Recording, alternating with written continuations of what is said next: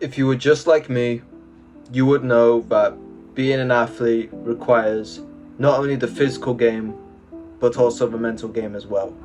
It's required because if you don't perform at both levels highly, you're not going to reach the elite level. You're not going to reach the semi-professional level, nor the professional level itself, if you don't combine and don't put these two pillars of the physical and the mental aspect of the game higher.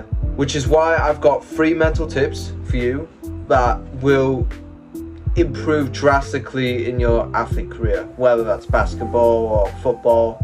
This is mainly directed towards football, but if you do play any other sport, then obviously you can apply these tips as well as the rest of the other people do.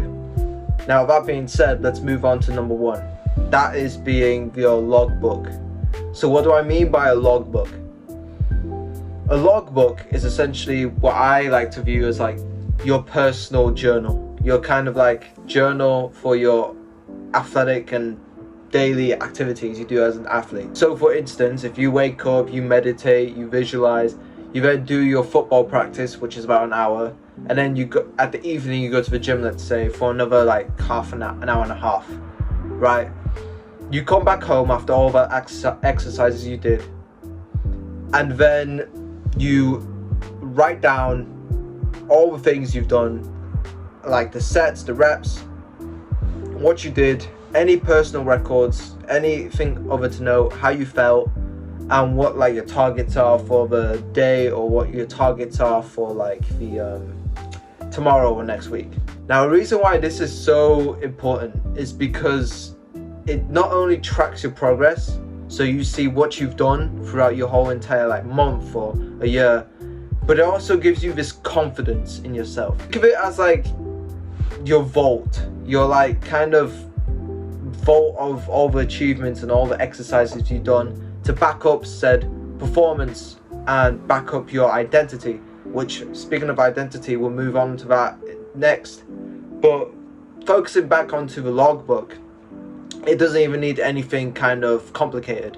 You can simply just use a piece of paper, you get a pen, you then write down all the kind of things you did on that date, and then set your like targets for next week or tomorrow, and then log it off there.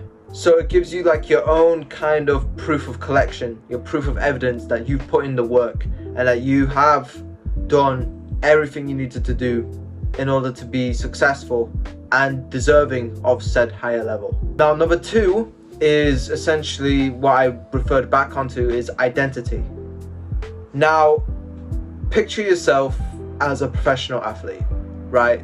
How would you live as that kind of status? You would be more strict, you'd be more disciplined, you'd be more kind of tweened into like the details, focused on every session, good on diet, good on sleep, etc.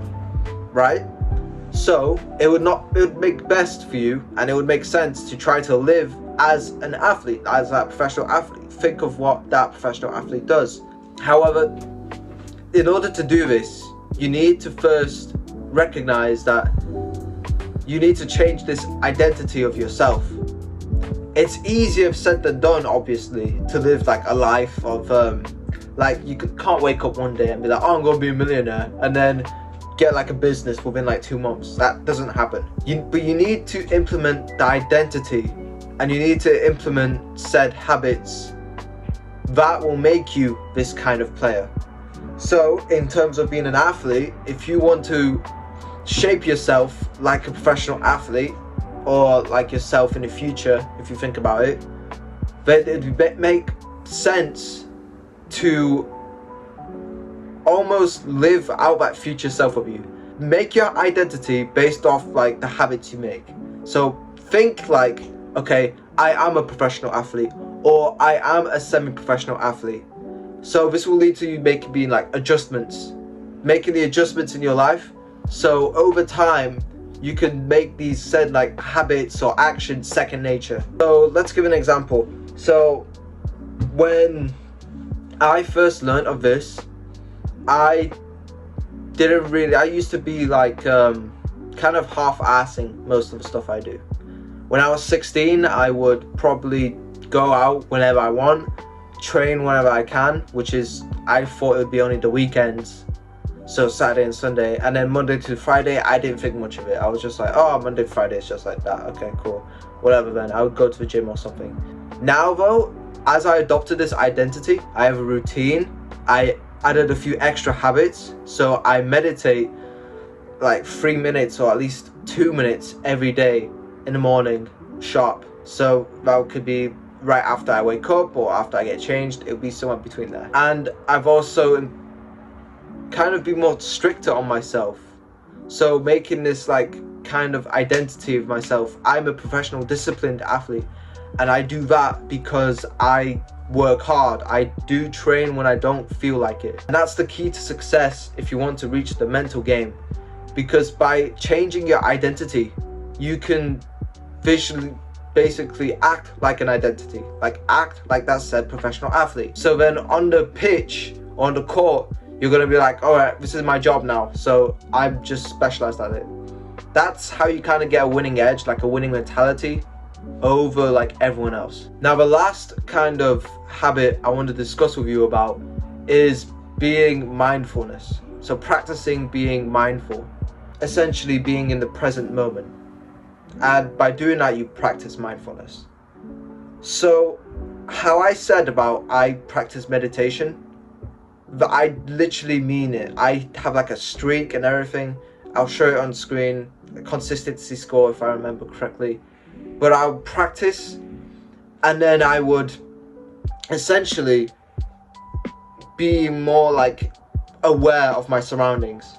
I'm aware in the present moment. So that would be, okay, I'm breathing, take a deep breath through my chest. You see my chest rises? Okay, my chest rises and falls slowly. My shoulders rise and falls. Being in the present moment will help you in the pitch drastically. This essentially is like a cheat code. If you're in the present moment, you can use your brain and you can literally think 2 steps ahead on the pitch, or think your next action, think of the next kind of tackle or the next drill or like the next kind of dribble you could do against your opponents, calculate a play or use like said mechanic to like shield the ball or whatever. Being in the present moment is such a benefit because you won't have thoughts that come into your head and essentially distract you from the main goal, which is obviously your job as a player, your job as in your position, what kind of tasks or actions you need to do. And because you're in the present moment, you will be in a flow state. So you'll be focused. You'll be more likely to focus and achieve your optimal performance through said being in the present moment. Now the app I use is called Medito, and essentially you don't even have to use the app yourself. You can just put a timer, say it for 2 minutes, and then wait it out for a bit. And what I mean by wait, you just focus on your breathing. So you focus on your breathing, you focus on being in the present moment, using your 5 senses, your smell, your eyesight if you want to meditate with your eyes open. Although I'd recommend you close your eyes because, much better that way. Your smell, your taste, your sense of touch, everything that you can feel or everything that you can smell that's happening right now, that's like in the present moment, and you can acknowledge that. Now when thoughts do come in eventually, because they will undoubtedly come, the job is not to get annoyed or try to rotate back to like your senses. It's just to acknowledge the said thought and then come back to like your breathing or like your touch. Because when you do this, you are less likely to be more inclined to the thoughts and then develop like into like scenarios or daydreams or what those thoughts happens. So overthinking. And then you're more inclined to be like, okay, that thought just passed by. Let's just focus back on my breathing. Let's do that. So this is helpful, as I said on the pitch, because when you make a mistake or when you see like your opponent scored a goal or when even you make like a bad tackle and you get like a yellow card, you can focus back to the present moment by like, okay, these thoughts are coming in my head. Oh no, my coach is angry at me. Oh no, my players, oh my bad, my teammates, they're getting a bit annoyed with me. I'm not doing so good. You can focus, like you see, okay, these thoughts are happening. Let's just focus back on my breathing. Let's just kind of, I don't know, stretch a little bit, shake it off, and then just focus on the present moment. And then you're back into playing mood. You're back into dominating the field, and you're back into kind of wanting again for the ball. Now, there you have it, guys. Those are my 3 mental habits that I think you need to implement in your football life or your athletic career. Because if you focus on your mental game, you will also improve, right? It's not just about the physical game, although those do help as well.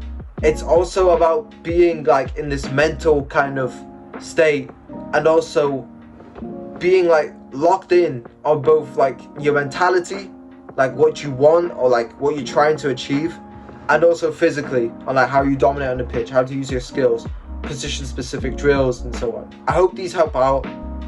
By the way, just to explain everything, this is not coming from a professional. I do make mistakes as well, right? My logbook, it isn't as great as you can see. This is my logbook. This is my 3rd logbook so far, and this is just like what it is, right? Sorry about my handwriting. I'm not the best at handwriting, but this is literally what I do. I just write the day. I just write the exercises of either what to work on or like what to improve, or like my personal notes here. This is me like going through this as well. I'm on the same journey as you are, trying to become a better athlete or try to be the best version of yourself, trying to dominate and trying to reach the next level. I'm still at the phase where I'm like, I'm trying to get it, right? Anyway, that's enough from me. I hope you could at least research into these once again, and thanks for watching the video. I'll see you guys some other time.